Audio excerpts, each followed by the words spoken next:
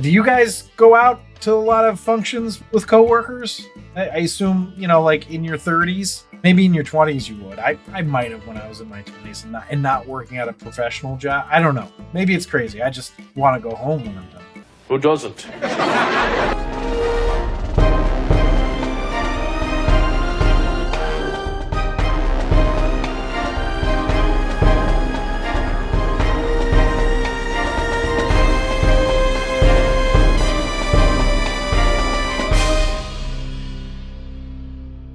Welcome back to another episode of The Rank. I'm John, and today we're going to be ranking the next episode of the Mindy Project. Now, if you're enjoying these episodes, or if you're just a fan of the Mindy Project and enjoy consuming content about it, please subscribe and or follow, like the episode, comment, email your questions, concerns, suggestions, whatever. Please also consider becoming a patron on our Patreon site at patreon.com/TheRankPodcast. Now, today we're ranking the third episode of the second season of the Mindy Project titled Music Festival, which is written by Matt Warburton and directed by Michael Weaver. Just so you know, there are going to be spoilers ahead because this show's been around for a while. You can stream it on Hulu. I feel like it'd be weird if you were watching this going, la, la, la. I mean, why? Anyway, so as I continue my goal to find what is the best sitcom of all time by watching/rewatching and ranking all the episodes, let's dive into this episode of the Mindy Project, starting with the Potent Notables. The third episode of the second season aired Tuesday, October 1st, 2013. The Mindy Project went from a 1.9 to a 1.8 rating and had the exact same amount of viewers as it did last week, which was 2.9 million.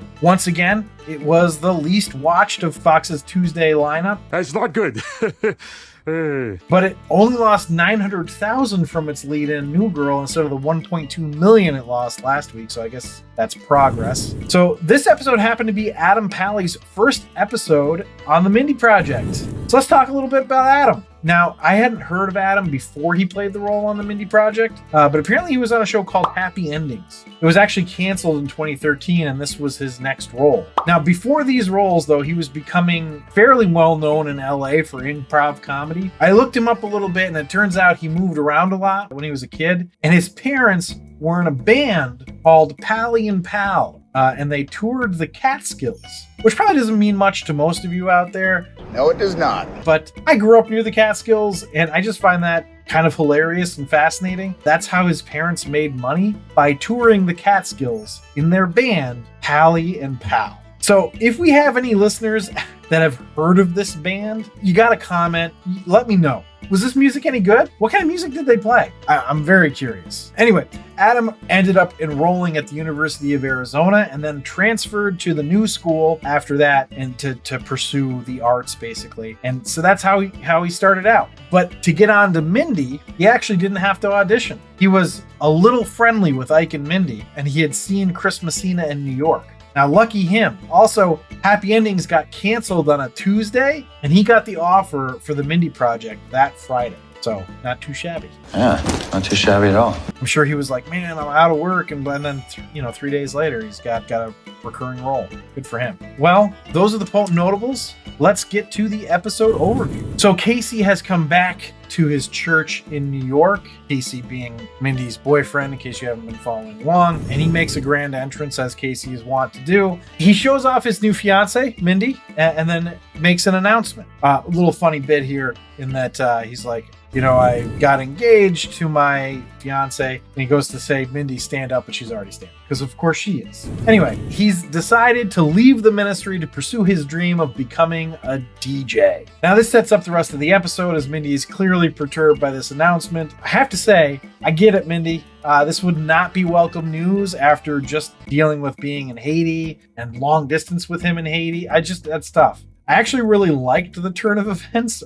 I thought it was really silly, but not so silly that you get taken out of it, because they've built his character well enough that you would absolutely buy that he would do this. So it's kind of fun. Meanwhile, back at Shulman and Associates, we're going to meet Dr. Peter Prentice for the first time. So he's a super bro, but an Ivy League educated one, at least. The guy has double D's, as he calls it, since he got his bachelor's and his MD from Dartmouth. Now, they don't hire him right away, and rightfully so, because he tells them he lost his last job for having sex to completion with a Christmas tree at the office Christmas party. So that's not great. I would never tell that story if I was him. I think you might.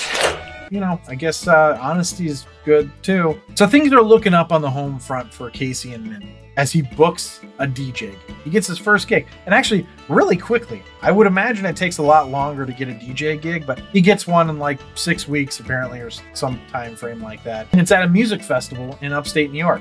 So it just so happens that one of Danny's favorite bands, The National, is playing at this festival. So Danny's going as well. So that means that Dr. Reed and Tamara are left alone to handle both of Mindy and Danny's patients. Also, Morgan is going to the festival because of course he is. And then Betsy and Beverly go for some reason as well. It's not really explained. It doesn't really matter if they go, so what? But it's a little weird. I mean, do you guys go out to a lot of functions with coworkers? I assume, like in your 30s, maybe in your 20s you would. I might have when I was in my 20s and not working at a professional job. I don't know. Maybe it's crazy. I just want to go home when I'm done. Who doesn't? So naturally, both Danny and Mindy have a patient that goes into labor, leaving Dr. Reed in a really unfortunate position of having a double delivery. So re-enter Peter Prentice, who helps deliver one of the babies and then comes in and helps Dr. Reed in his delivery room as well.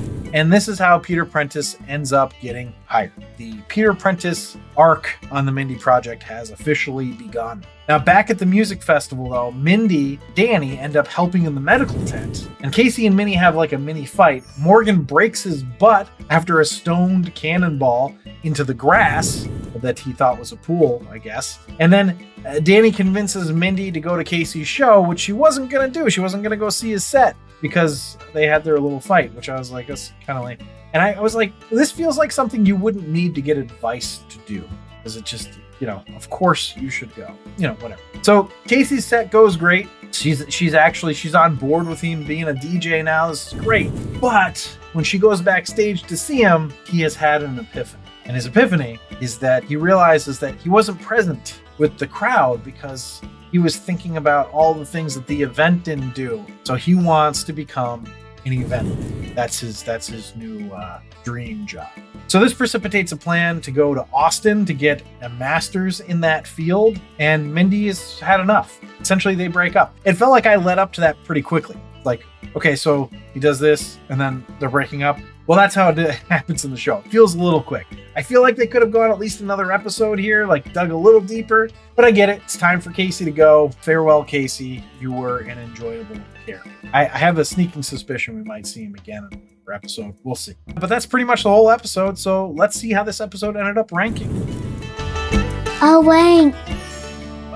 The rank is where I rank the episode based on 5 categories: story, acting, dialogue, episode coherence, and character relatability. I rank it on a scale of 1 to 5, 1 being the worst, 5 being the best.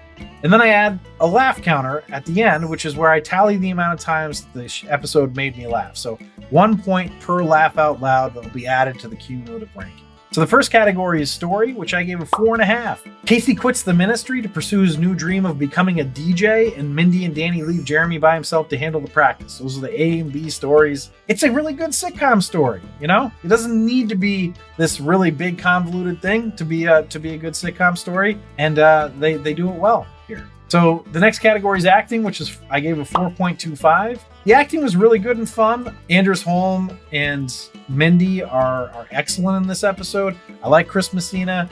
Ike Barinholtz is still very caricature-y, but not terrible. That's just who Morgan is. Anyway, yeah, everyone was really good. So let's go to dialogue, which I gave a 4. So not quite as funny as I've come to expect, but still really good. A lot of clever quips, but they've really been focusing more on story lately in the past few episodes and less on laughs. So I think for that reason, dialogue is going to be at 4 instead of any higher. So let's go to the next category, which is episode coherence, which I gave a 3.5.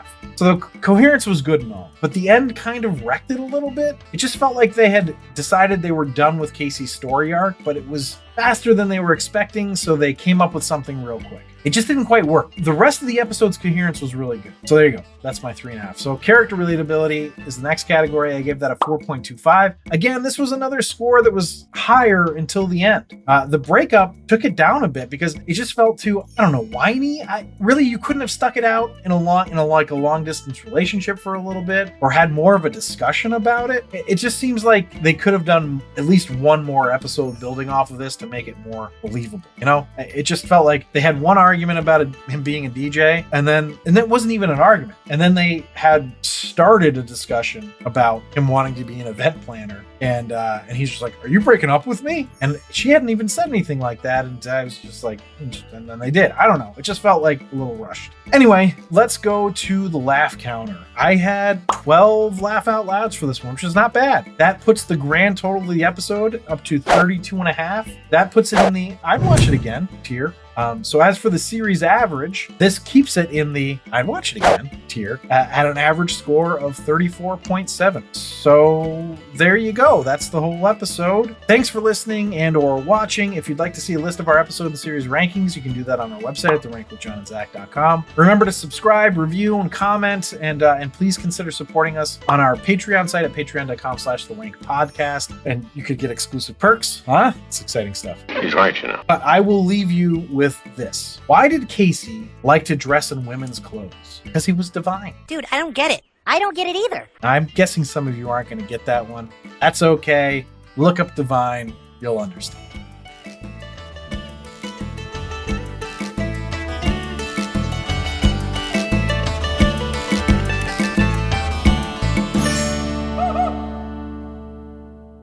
Like she would say, was she able to, He is malfunctioning.